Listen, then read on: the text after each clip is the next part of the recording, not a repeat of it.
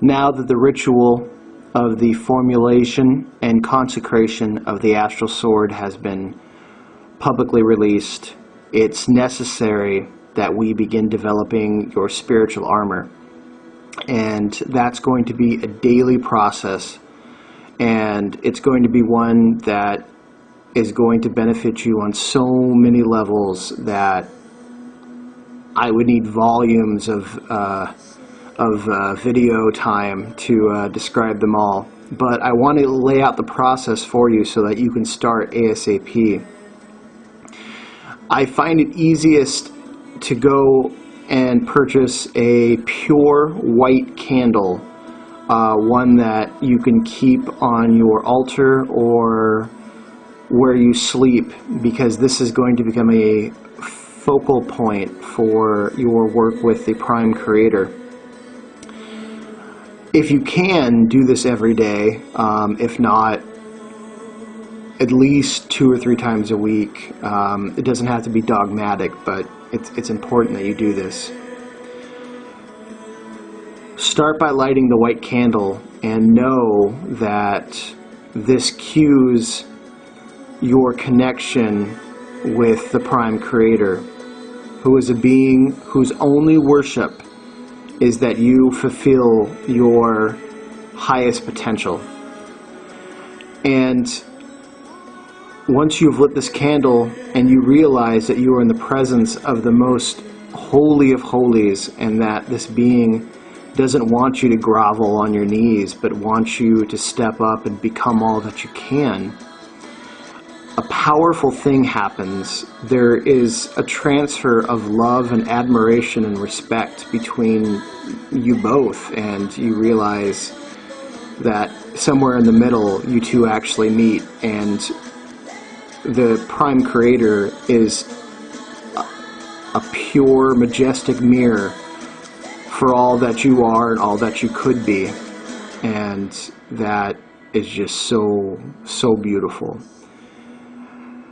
You are in the presence of something so mighty and beneficent, and you are a part of it.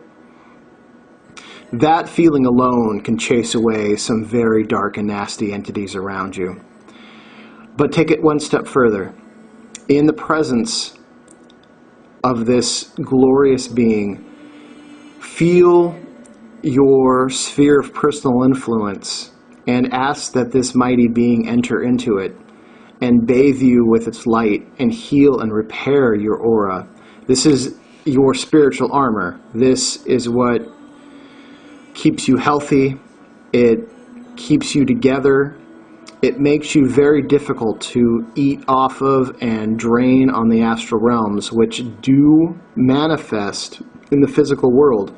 If you are sucked dry from Illuminati and reptilian and transplutonian creatures on the astral realm, you are going to get sick. You are going to be depressed. You are going to be fearful, and your mind eventually is going to unravel.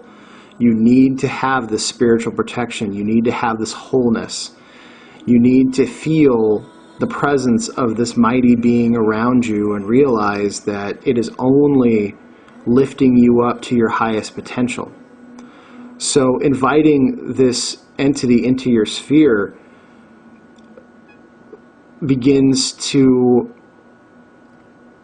harmonize with your vibrations, and you and it become closer and closer through just spending time with each other. I mean, you eventually take on qualities of the beings and people that you associate with the places that you associate. This is the same thing. This is vibrational correspondence. This is why we're hanging out with the powerful heroes that we are, is to inspire us to become that. So you invite this mighty, mighty creator into your personal sphere. It will heal you. It will set your soul alight and see yourself beam in all directions with brilliance, like this mighty champion in this picture. See how the light shines from him, and he is clad in his spiritual armor? Much the same way, this brilliance surrounds you. And it will stay with you as long as you remember what that looks like. And the more you visit it and the more you enact this, the stronger and stronger it'll get. So do this daily. There is a prayer that goes along with this. We are a Kabbalistic order, and we use a Kabbalistic prayer that, of course, uses Kabbalistic terms, but this does not mean that any culture owns it, and it invokes angels, and angels do not belong to Christianity.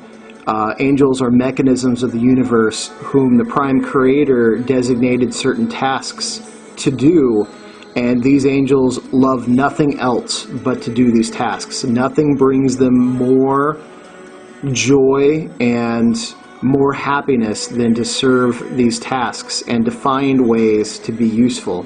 So this is the prayer that you say after you've invoked the Prime Creator, you've healed and invited the Prime Creator into your sphere of personal influence, and you are standing in your shining armor, whatever that looks like, surrounded by a brilliant sphere of light, which is your sphere of personal influence. The prayer goes like this: Be favorable to me, O ye powers of the kingdom divine. May glory and eternity be in my left and right hands, so that I may attain to victory. May pity and justice restore my soul to its original purity. May understanding and wisdom divine conduct me to the imperishable crown. Spirit of Malkuth, thou who hast labored and hast overcome, set me in the path of good. Lead me to the two pillars of the temple, to beauty and to strength, that I may rest myself upon them.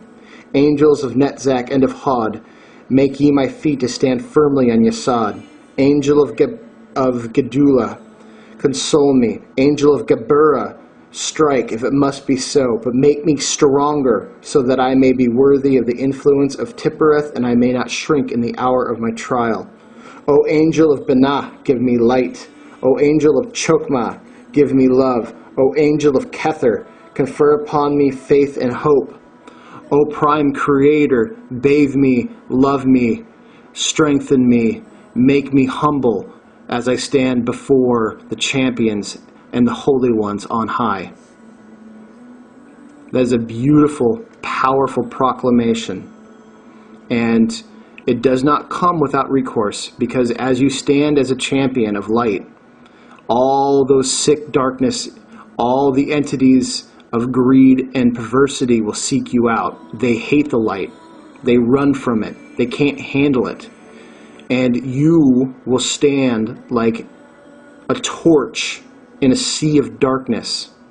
And you need to have your spiritual armor ready, because they will try to come for you, and they will try to snuff your light out. They will do it with or without you being involved. But as your involvement grows, those challenges will become realer and realer, and those astral battles will filter down into the physical world. And as a champion of this order, you need to be ready. Now, what does a champion mean? A champion means that you serve the greatest good, that you serve humanity, and that you serve all things that are beautiful, and that you serve all things that are just and true, and that you are a fighter for freedom. And beauty is all life. It's not just that what is aesthetically pleasing, but it is life, and life allowed to be free, and life allowed to evolve without outside and otherworldly manipulations that are the Illuminati and the reptilian agenda. And as a champion, you're a humble champion. You're a true knight of the round table. You are a true warrior of the people. You are not an elitist jerk. You are not some self-righteous idiot. You are a champion because those are what your actions represent, not from your words and not from a sense of undeserved purpose, but that you do, and that you go and battle when you are called, and the rest of the time you are healing yourself, and you are being a friend and a mother, a father, a brother, a sister, or whatever you are to everyone else. and you're doing it in a way that represents your true highest self, which is unending compassion, love, and you would be appalled that someone else would try to take that away. You never act out of hate. You act out of a sense of appallness, and you act out of a sense of love that those people, those entities who are that sick, maybe, just maybe, they don't need to be around to garner further negative consequences for their actions.